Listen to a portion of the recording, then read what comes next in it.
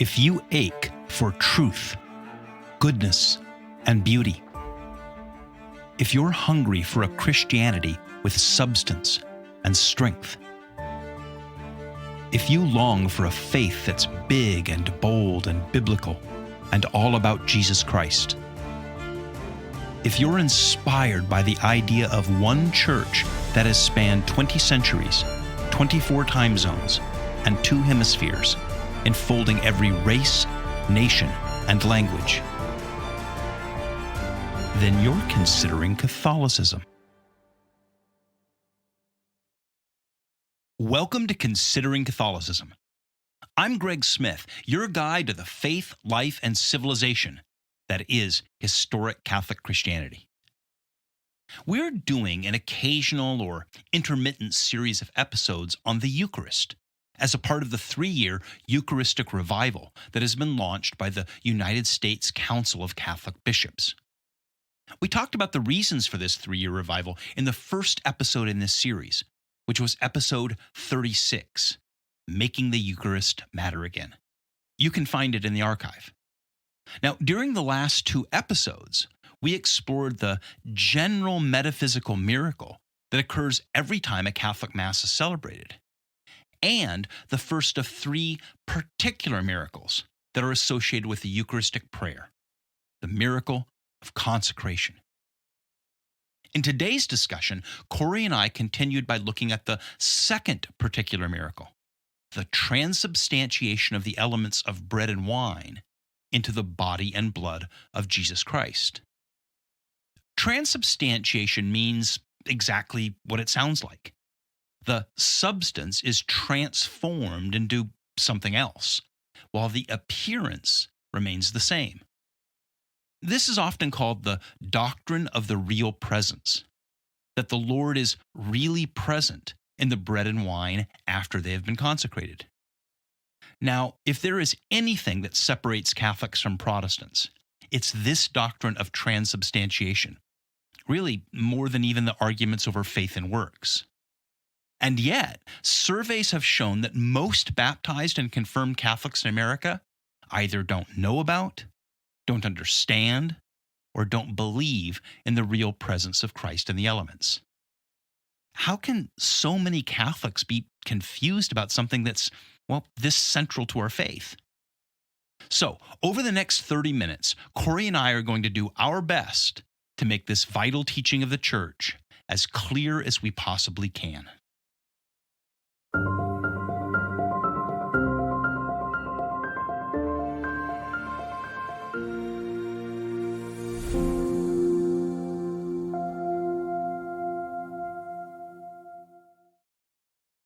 Okay, so Cory, we've been having some conversations here about the miracle or miracles of the Mass. And in the first one, we got a little into metaphysics and the metaphysics of the Mass, the point of which was the entire Mass is a miracle in which the supernatural and the natural intersect in a miraculous way. Right. And then in the last conversation, we talked about the first of at least 3 specific or distinct or particular miracles that occur, and that is the consecration that occurs when the space and the priest, the Eucharistic celebration is in a sense consecrated. But today we're going to talk about after that, after the priest acts in the person of Christ, standing in the sanctuary on the altar of sacrifice, and he calls down the Holy Spirit in the Eucharistic prayer, he then elevates the elements. So he elevates the host and he elevates the chalice, and he then says, "This is my body and this is my blood." And what happens next has been controversial since Jesus was alive, actually. Because in John chapter 6, when Jesus sort of introduces this idea of eating my flesh and drinking my blood, when you have the disciples at the Last Supper who don't maybe clearly understand what's going on, when you have the early church in which occasionally the Eucharistic meals or the communion meals were being abused. Paul talks about that. He actually upbraids Peter at one point for maybe behaving inappropriately during the communion meals or celebrations as they were in Antioch. And it goes on from there. There were misunderstandings amongst the Romans. There's misunderstandings in the medieval day. There were certainly misunderstandings with the Protestant reformers and on down to today. So what is it that happens? Why don't you explain for us in sort of basic Catholic catechesis, what exactly happens when the priest consecrates the elements, holds them up and says, this is my body and this is my blood? Right. So in the simplest possible terms I can think of, what was bread and wine becomes the body, blood, soul, and divinity of Jesus Christ. It still looks like bread and wine. The appearance does not change, but what the thing is has changed, and it is now Jesus, literally. Now that's where people trip up, right? The literally There's part. Obviously a lot more to talk about. That's just the basic. So let's dive into that. Yes. Okay. So there was a misunderstanding. We go back to John chapter 6 when Jesus first begins to introduce this idea. Now he hasn't died and been resurrected yet. So he hasn't instituted the Eucharist yet, but he's alluding to the coming of the Eucharist in John chapter 6. Right. And he starts talking about this, and he starts talking about it in pretty graphic ways. In fact, the Greek there indicates that he's literally talking about eating and consuming my body and blood. And the people react react poorly. Why don't you talk about what happens when he starts saying that to the crowds? Because these are the crowds right after, they're following around. He's feeding them lunch and everything else. And then after feeding them lunch, he gets into this totally weird speech. Well, yeah. I mean, if you take a step back from any Christian belief or upbringing that you might have and think about just how insane that sounds outside of the context of believing that Jesus is God and is doing something extraordinary here. If somebody just came up to you and said, in order to have eternal life, you have to eat me, here, go ahead, which he didn't because he had not died and offered his sacrifice yet. But if somebody said that to you, you would think they were totally nuts. And you would be justified in that because A, it would be monstrous presumption to say that about yourself. But B, of course, eating someone, cannibalism, is quite rightly understood to be a terrible thing. So what happens when he says that to the crowds, they leave. Right. Almost everyone. He asks the apostles whether they want to leave too. And the only reason they can give for not doing that is what Peter says, is where would we go? You have the words of everlasting life. But basically all the crowds that had just been, maybe fed lunch, miraculously and everything else, they got the box lunch on the hillside, all said, I'm out of here. I was here for the healing the sick people, and I was here for the free lunches, and I was here for the love thy neighbor thing, but this just got super weird. It got creepy. Well, and even more so in Jewish culture, because of course the law of God had taught them for hundreds and hundreds of years not to eat even the blood and the flesh of an animal, let alone of a person. Right. That's part of the scandal, what Jesus says there, and then in the institution of the Eucharist, when he starts talking about drinking his blood, that's an absolute prohibition against that in the Jewish dietary laws. Right, because the blood is understood as the life of that creature. Right. And so you're essentially appropriating to yourself the life of that creature. So when Jesus, a Jewish rabbi, starts saying this, it's scandalous. It's either he's introducing a new principle or it's scandalous. Okay, so then that misunderstanding, then the Christians start practicing this, and then the Romans begin to misunderstand. You want to talk about that? Well, yeah, and you can totally understand how this would come about in their context. So they inquire into what the Christians are doing. They say, we eat the body and blood of the Lord, who is this man who lived such and such. You crucified him. He rose from the dead. They said, okay, you're eating a man. You're eating a person. This is cannibalism. And they say, well, no, but we are eating him. This is his flesh and blood. And they say, okay, so it's cannibalism.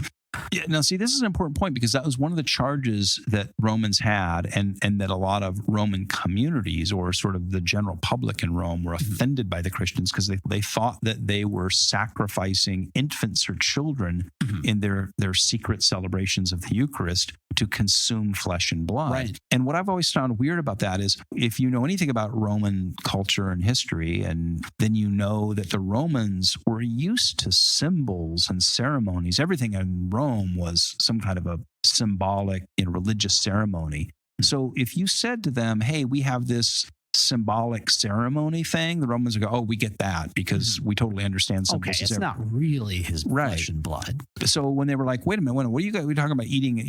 That's just like a symbol, right? Or some kind of a, like a religious ceremony? No, we're really eating flesh and blood. Oh, now you creeped out even the Romans. Mm-hmm. And the thing there is, I think it emphasizes that the early Christians, even under the threat of persecution, stressed the literal nature of the Eucharist. Mm-hmm. Absolutely. Now, then we get to, let's jump forward to the Reformers, Luther, Calvin, whatnot. And they totally have a break here. This is kind of a hard break with the Reformers in terms of the literal transformation of the bread and wine into the body and blood of Christ. As we've said in other episodes, the various reformers or branches of the Reformation went different directions with their own take on it. Right. But universally, they had a hard break with it. And so, you coming out of a Lutheran background, Luther had this idea, maybe it's worth talking about for a second here, is going back to our metaphysics thing. Mm-hmm. Luther's idea was that Christ was present in the sense that he was occupying the same space.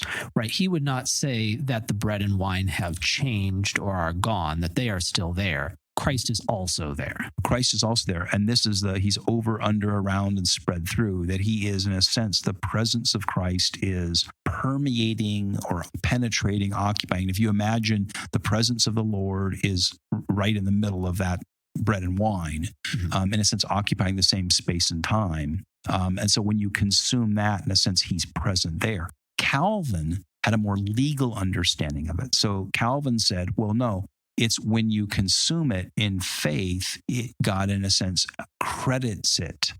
He gives you a credit. He says, well, it kind of is as if you were consuming the body and blood. Mm-hmm. You're not really consuming the body and blood, but it's as if you were in faith. And then, you have Zwingli and others who said, well, no, it's just a symbol. So Protestants have been all over the board. But the one thing that they all agreed on is it's not what the Catholics said. Mm-hmm. It's not literally transformed into the body and blood. And so the Reformation put a pressure on the church that it had never really had in quite the same way up to that point. Yeah, and there had been controversies. There had been controversies during the Middle Ages that had helped the church to hone its understanding, but not at this level. But at this level, the church reacts to the Reformation in the Counter-Reformation, the Council of Trent and other kind of like Counter-Reformational writers to sharpen its pencil and define what it means in very particular terms, right? And again, that's based on teaching that had been around for a very long time, particularly in the High Middle Ages, Thomas Aquinas and whatnot. What it does is it defines a doctrine called transubstantiation. Okay, so why don't we unpack what transubstantiation means? What is the particular miracle that occurs when the priest consecrates those elements? So now that we've gotten down to definitions, we can flesh out some of the things we said earlier, especially at the beginning with what is happening here. So you have a distinction that's being made, and this distinction goes back to Aristotle. It's adopted through the scholastics in the Middle Ages, most especially St. Thomas Aquinas.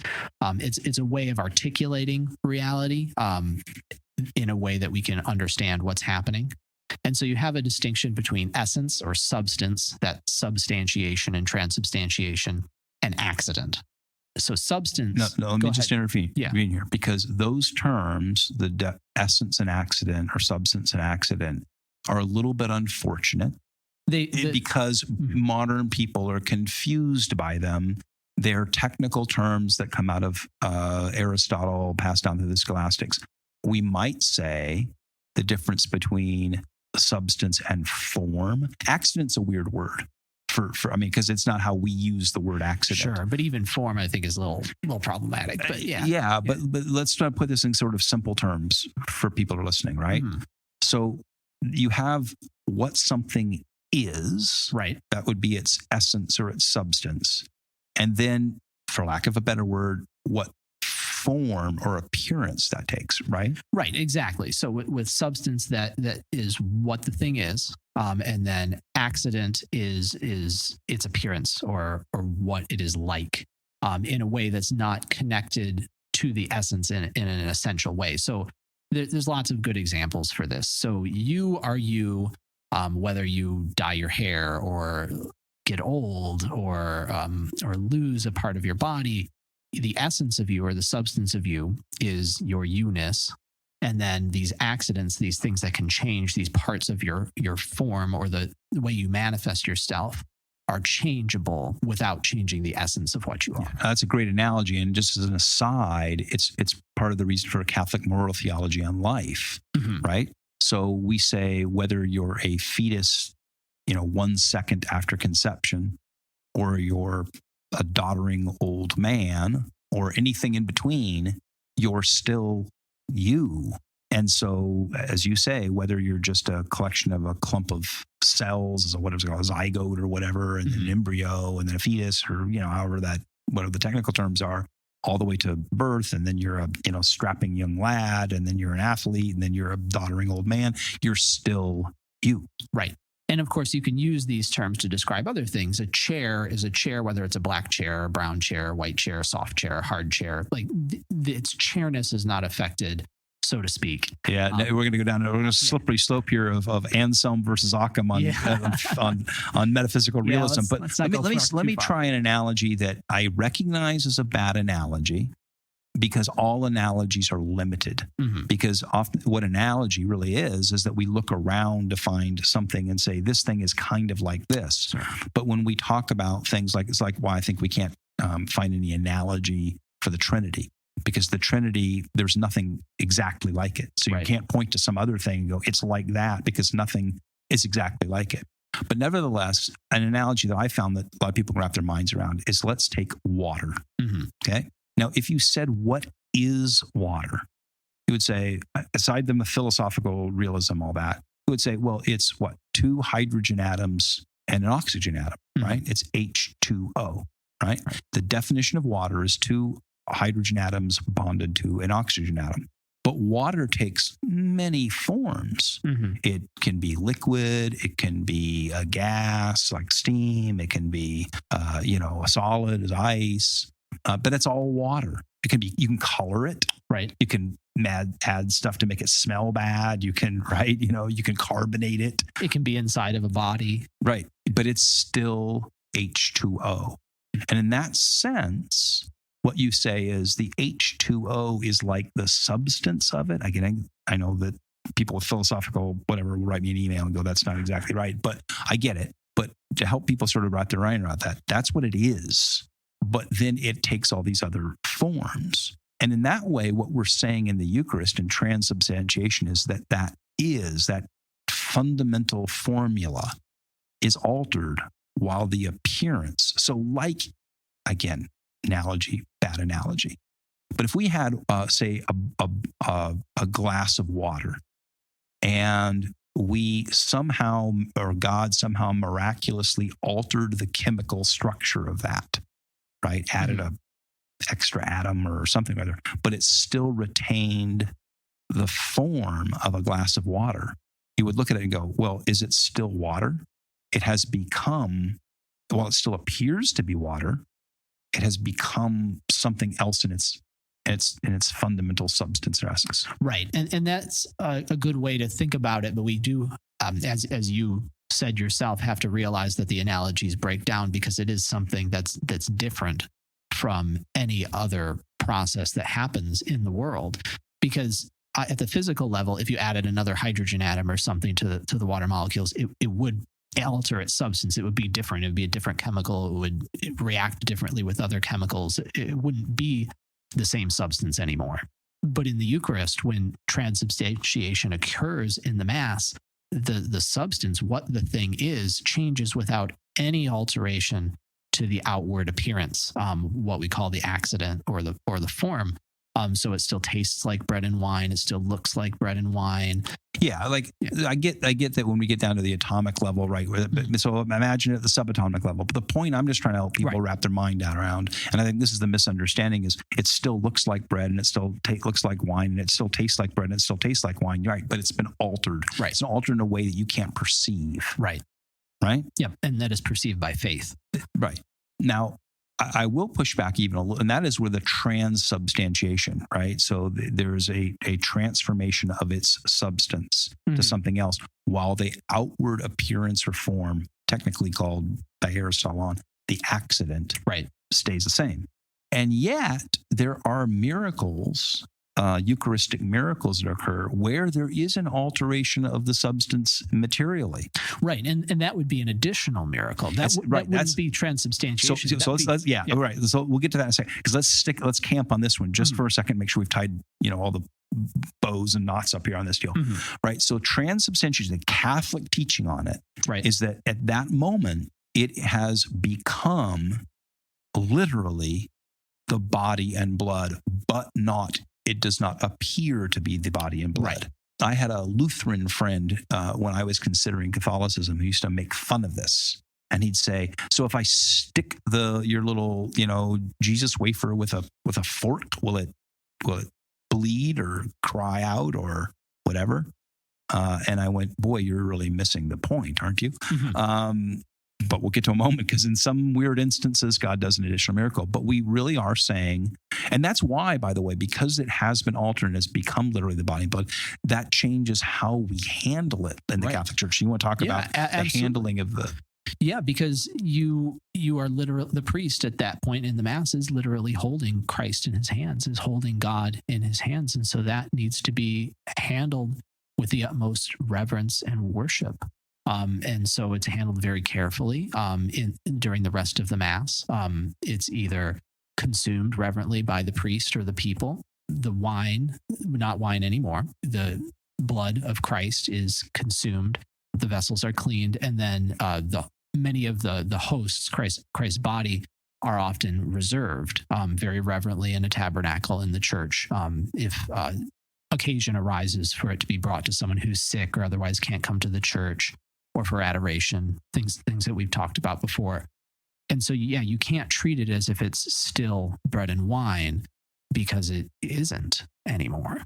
Right. And so that means also we have to protect it. So, for example, this is a big thing in Catholic churches, right? We have the tabernacle where so once you've consecrated it, you can't throw it away, and you certainly can't let people take it and run off and do whatever they want with it. Yeah.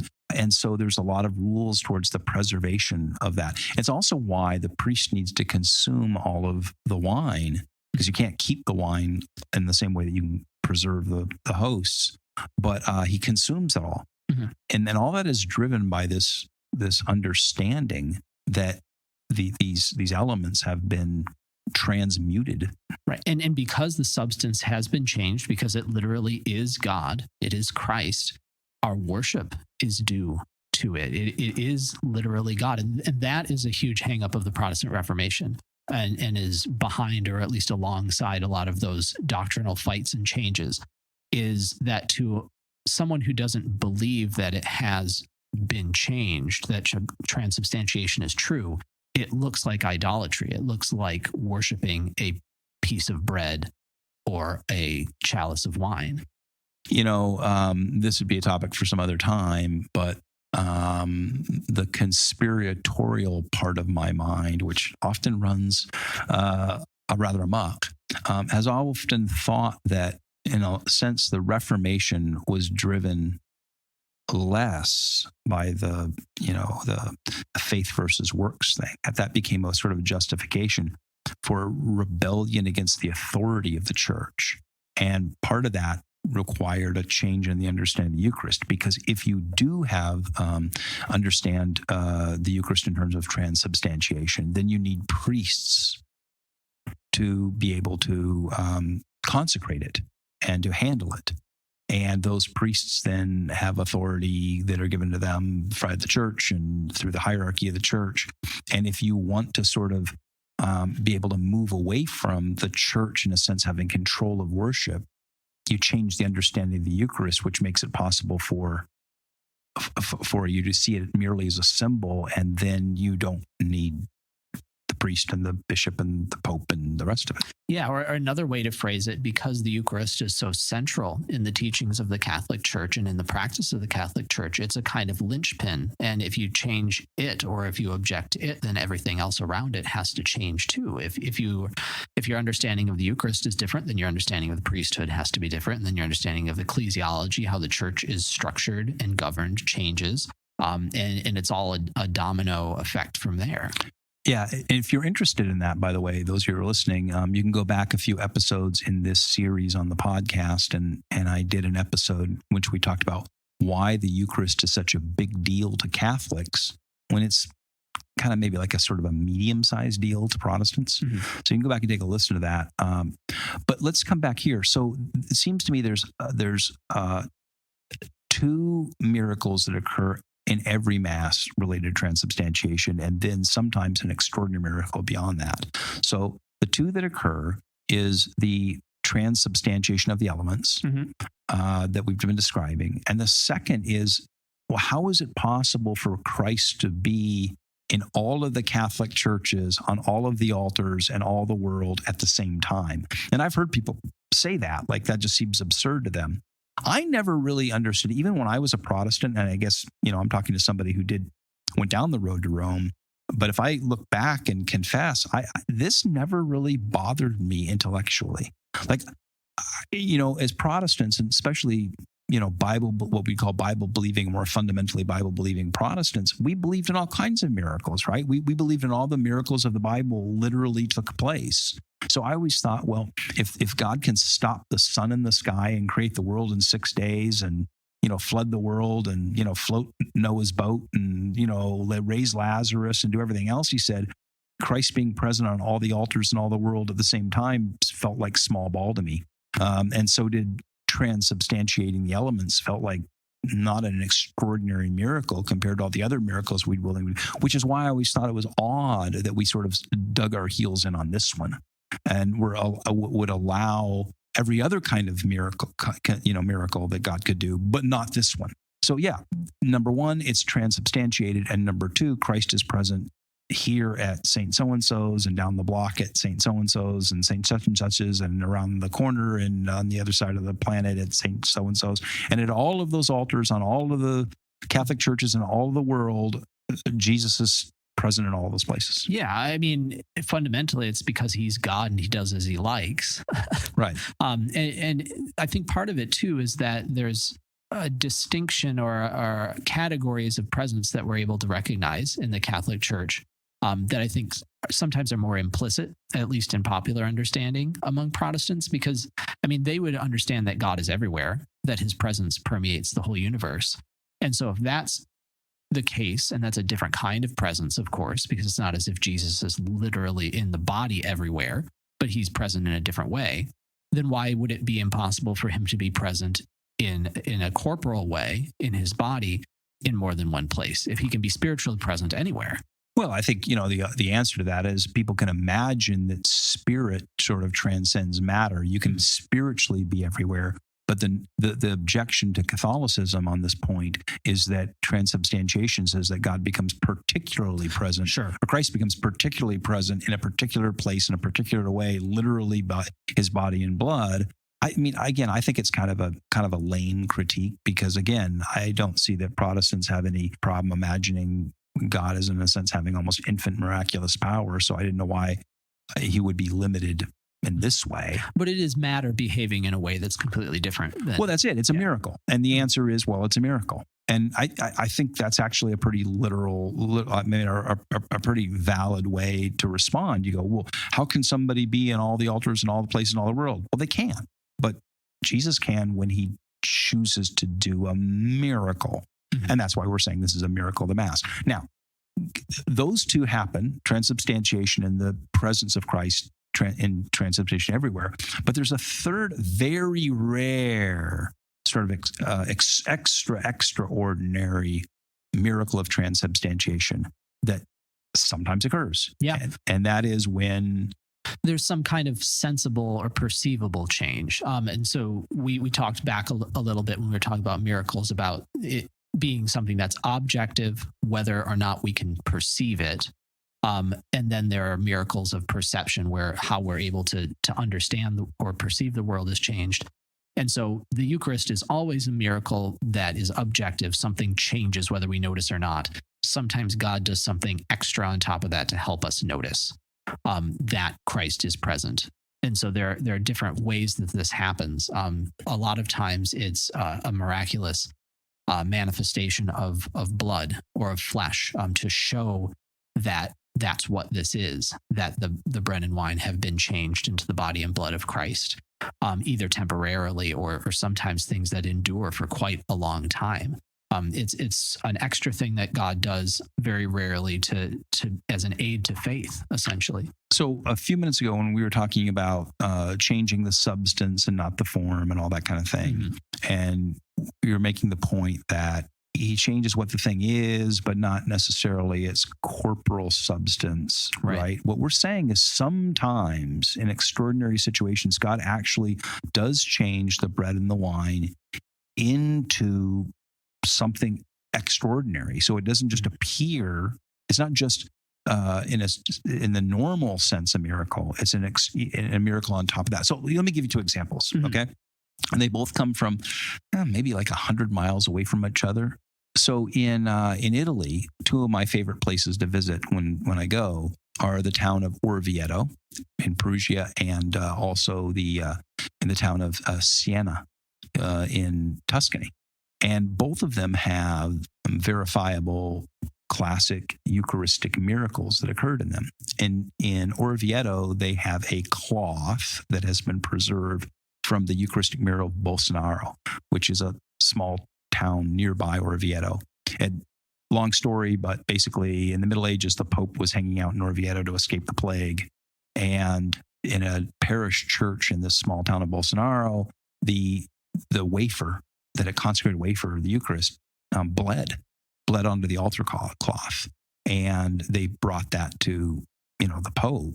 And you can, to this day, it's been, the thing has been examined scientifically in a number of different ways. And I'm not going to get into all that right now. You can go up online and look at it. But basically, it's this extraordinary instance where particularly at that time when faith was flagging, people were discouraged in the time of plague, all of a sudden God, on this one day, on this one time, in this one particular way, decided to show that wafer really had become his body by allowing this thing basically to bleed human blood. The other one is in Siena. And the last time we were there with a group, there was a miracle that occurred in the Middle Ages. But what happened was some thieves broke into the cathedral there, to the church, and stole out of the tabernacle, or they stole the tabernacle because it was covered with gold and all that. And so they stole the tabernacle, and the people got really upset, not just because the gold tabernacle was gone, but because in the tabernacle was, the consecrated hosts.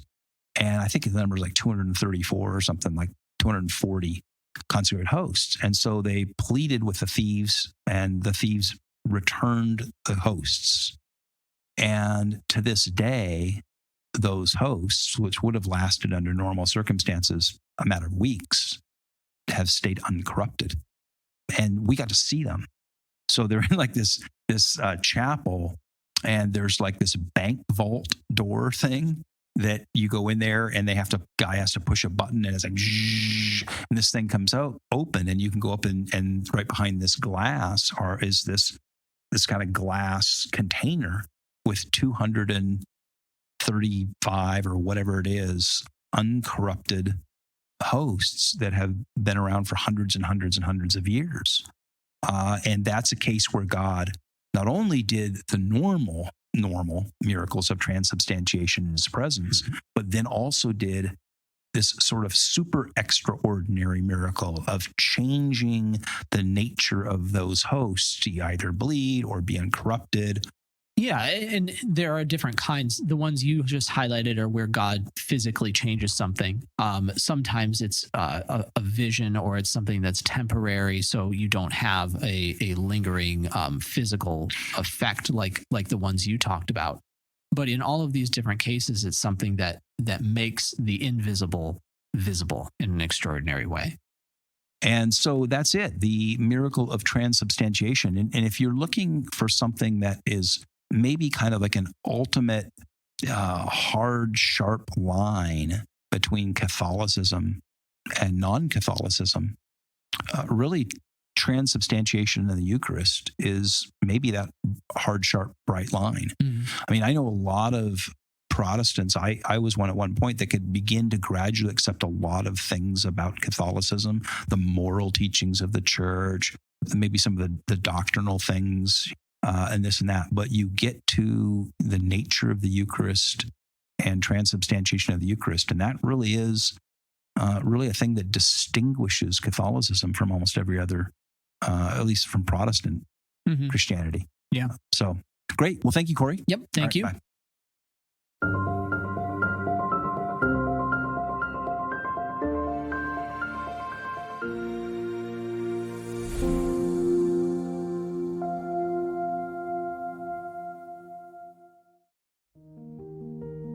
Thank you for listening.